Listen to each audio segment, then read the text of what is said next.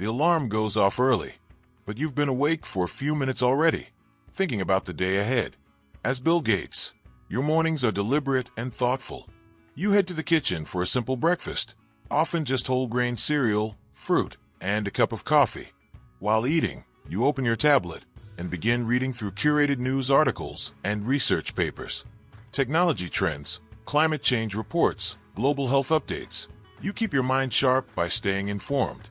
After breakfast, you spend a few quiet minutes in your home office, going over your schedule.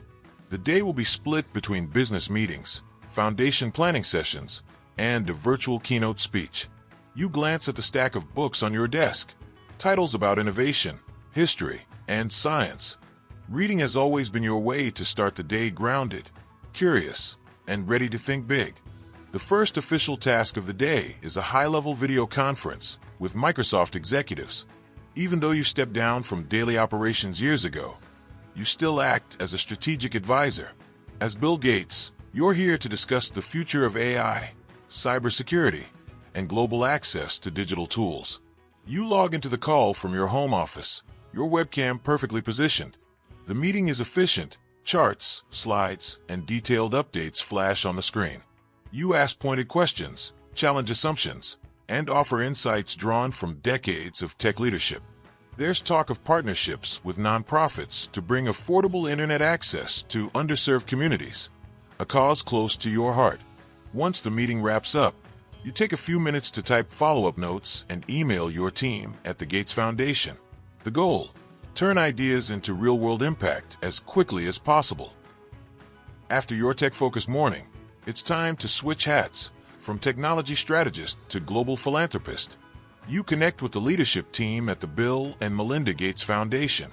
Today's focus: planning the next phase of a global vaccination initiative.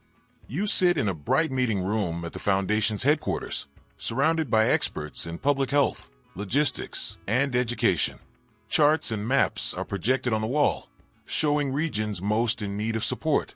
You ask about vaccine distribution challenges, funding allocations, and partnerships with local governments.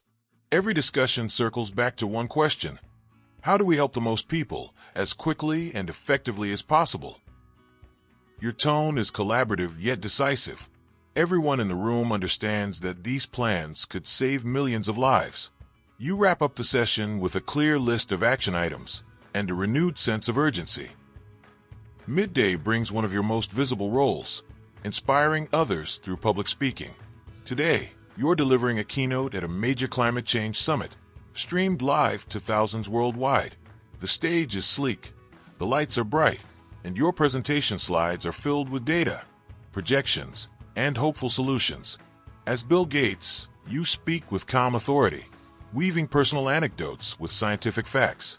You discuss renewable energy, the need for innovation in sustainable farming, and why urgency matters. Every so often, you pause to emphasize a point, letting the weight of the message settle with the audience.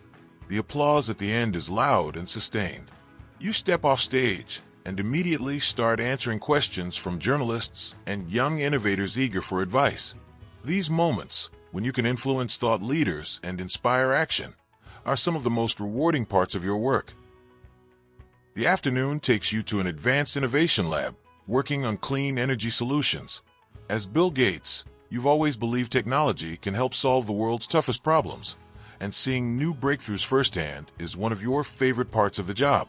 The lab smells faintly of metal and ozone, the air buzzing with the hum of machines. Engineers greet you warmly and guide you through stations where prototypes are being tested. Next-generation solar panels, advanced battery storage systems, and even carbon capture devices. You lean in, asking specific, technical questions, clearly fascinated by the details. One team demonstrates a small-scale model of a nuclear fusion reactor. You nod thoughtfully, thinking about how such technology could scale globally. The visit ends with a brainstorming session, where you offer feedback and connect the innovators with potential investors. You leave the lab energized, reminded of how human creativity can change the trajectory of our planet. As the afternoon transitions into early evening, you join a virtual conference connecting leaders from all over the world. The topic today: improving healthcare infrastructure in developing countries. You put on a headset, log into the secure platform, and see dozens of faces on the screen. Government ministers, NGO directors, scientists, and tech entrepreneurs. You speak about the lessons learned from past health crises and how technology can bridge the gap between urban and rural healthcare access. You emphasize collaboration, urging countries to share resources and data openly. At one point, you display a slide showing a simple but effective telemedicine system that could revolutionize treatment in remote areas. The Q&A session stretches longer than planned, but you don't mind. This is where the real brainstorming happens, hearing the perspectives of people working on the ground. When the call ends, you feel energized by the potential of international cooperation. The day winds down at home. You change into something comfortable and join your family for dinner, a chance to relax, laugh, and talk about topics far from business or philanthropy. The conversation drifts from travel memories to books you're currently reading. After dinner, you retreat to your study. It's quiet now, the soft glow of a desk lamp illuminating the room. You jot down notes in a leather-bound notebook, ideas for future projects, reflections on the day's successes, and reminders to follow up on lab connections. A few emails get answered, but you make sure not to overwork. Before bed, you spend a few minutes reading, as you always do. The book tonight is about global agriculture innovation. You close it, feeling both satisfied and motivated. Being Bill Gates means every day is an opportunity to learn, contribute, and push for progress. And tomorrow, you'll do it all over again. The house is quiet now. The lights are dim, and the soft hum of the city outside seeps faintly through the windows. You're in your study, a warm mug of herbal tea beside you, leafing through a thick book on agricultural innovation. For you, Bill Gates, reading isn't just a pastime, it's fuel for the mind.